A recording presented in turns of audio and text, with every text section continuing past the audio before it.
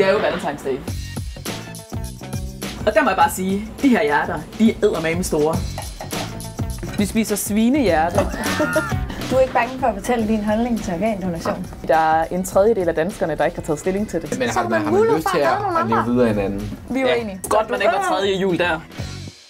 Jeg er taget ned på Guldkroen for at fejre Valentine's Day, og det skal jeg heldigvis ikke gøre alene. Jeg har inviteret et vilkårligt par, som jeg overhovedet ikke kender, til middag, fordi at vi skal snakke om et sådan rimelig skrøbeligt emne i dagens Danmark, nemlig organdonation. Og jeg er virkelig spændt på at høre, hvad de tænker om retten, og også det her med at give deres organer til et helt fremmed menneske. Jeg har hoppet ud i køkkenet til Frank, men inden vi skal se på den ret, vi skal lave, så skal jeg sige, at videoen her er lavet i samarbejde med Sundhed.dk. Hej Frank. Hej Michelle. Goddag. Velkommen til. Tak. Vi skal simpelthen lave hjerter i flødesovs. Og der må jeg bare sige, de her hjerter, de er eddermame store. Det er meget naturtro, ikke? Ja, lidt for naturtro, synes jeg nærmest. Men altså, vil du ikke lige tage os igennem, hvad er det? En af de største klassikere inden for dansk mad, det er jo indmad. Vi fylder dem med persille og smør og salt og peber, og så binder vi dem sammen. Og så bruner vi dem af i en gryde, vand på, sådan koger og braserer dem, indtil de er møre. Yes. Frank, jeg tænker, at jeg efterlader dig i det her køkken, så vi sikrer, at hjerterne bliver dejligt møre. Og så vil jeg gå ud og gøre klar til at tage imod de gæster, som der skal spise med mig. Hej. Goddag. Hej Michelle. Hej Marie. Marie og Sebastian, jeg er simpelthen så glad for, at I vil komme. Det er jo lidt mærkeligt det her, fordi jeg kender jer jo ikke. Nej, men det kommer jeg forhåbentlig til, når vi sidder og spiser og går for noget i os. Men altså, bare lige, lad os lige stå det fast. Jeg skal lige vide. I er kærester. Ja. Hvordan scorede hinanden? Eller hvad scorede du, Marie? Det var meget nemt. Vi boede sammen. Så gik det ikke så lang tid, så var vi kærester. Genialt. Fælles budget, det er lettere end det der. Det er en god historie. Jeg tænker, det vil være tid til, at vi skal snakke om noget, som der faktisk er ret få folk, der snakker om. Nemlig det indre, det her med, hvor klar man er på at give sine organer væk, hvis der sker noget. Okay. Ja, spændende. Ja, godt. Så vi skal høre, hvad I tænker om det. Jeg ved jo ikke engang, om I er klar på at snakke med mig om noget, der sådan er virkelig privat. Det vil jeg sige. Du er ikke bange for at fortælle din holdning til organdonation? Nej. Stop i den. Ja. Godt nok. Jamen, det er jeg heller ikke. Men min holdning er også meget sympatisk. Ja. Okay, jeg fornemmer, at der er en, der I er uenige. Vi er uenige. Ja. Og så jeg tænker, det er jo ret interessant, og inden vi går videre, bare lige for at holde stemningen god, der har jeg valgt en ret, som der understreger det hele på et ret smuk vis, hvis jeg selv skal sige spændende. det. Ja, det er spændende. Så lad os få retten ind. Fedt. Ej, det ser godt nok. Gud, det der kommer det. Der er noget sovs. Ja, der var glæde i stemmen med sovsen. Tak. Er vi glade for sovs? Tak, ja.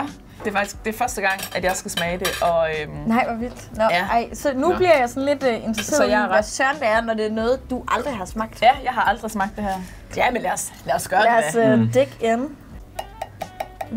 Altså, jeg smager altså på den her nu. Er vi klar?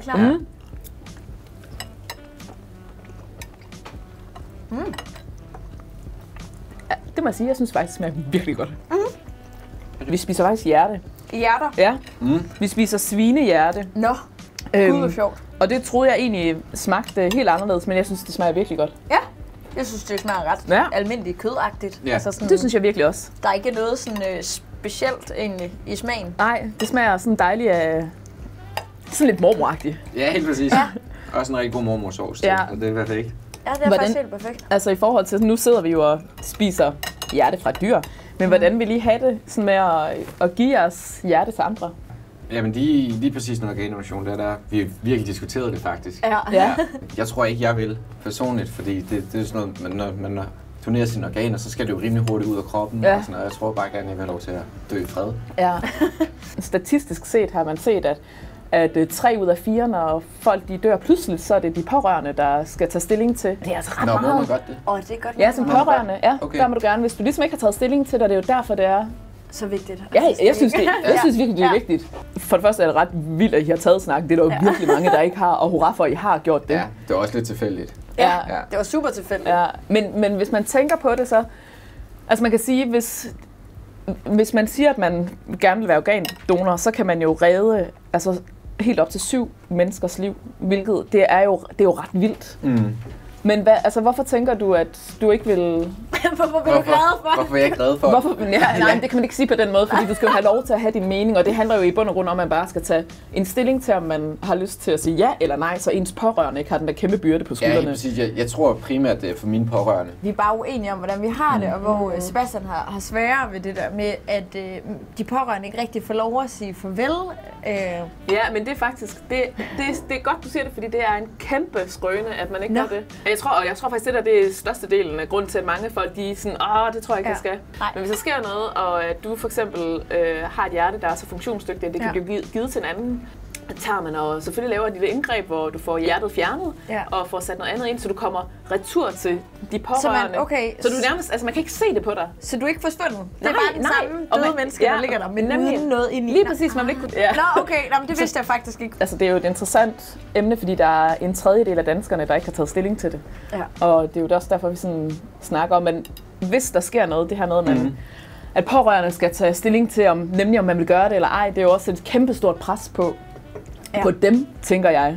Jeg vil have svært ved, det er jo kun min egen mening, men hvis jeg selv siger nej til at give mine organer til et andet menneske, så vil jeg heller ikke føle, at jeg har retten til at få organer fra et andet menneske, hvis jeg står og dør. Men jeg ved, at hvis jeg får en ny nyre, så vil jeg overleve. Tænker du sådan, ja, den tager jeg imod, eller kan jeg egentlig tillade mig det? Altså sådan, forstår du mig? Sådan den dobbeltmoralske. Du mener, og der er man nok lidt dobbeltmoralsk. Altså, det er jo ikke, fordi jeg ikke går ind for organdonor.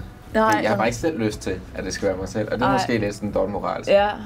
Sebastian, kunne du række mig noget af det sovs der? Det skal man jo ikke være for fin til at ikke at køre ned. Men Marie, jeg skal sådan lige forstå det sådan helt konkret. Altså har du været inde og simpelthen registrere dig på sundhed.dk og sådan sige, om du vil gøre det eller ej?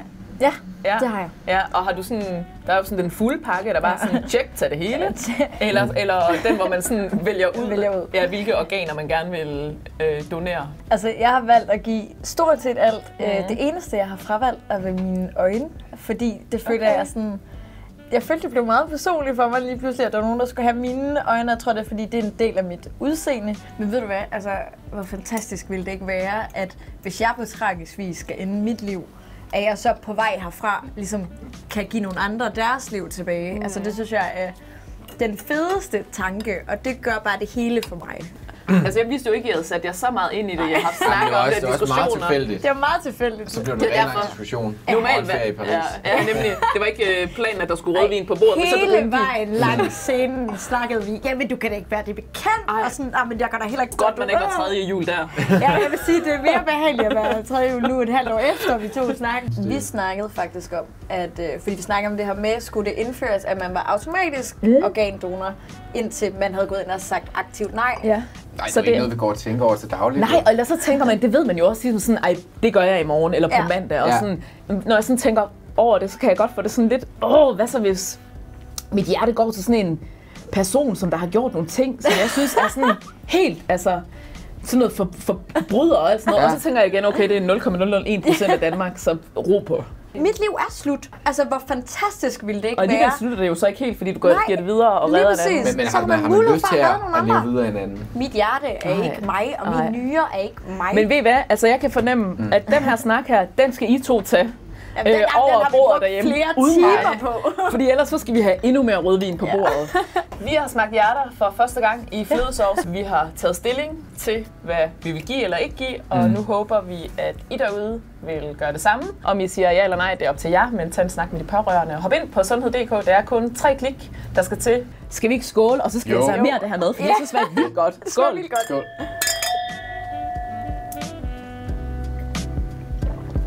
Du er et godt 3. jul. Ja, tak.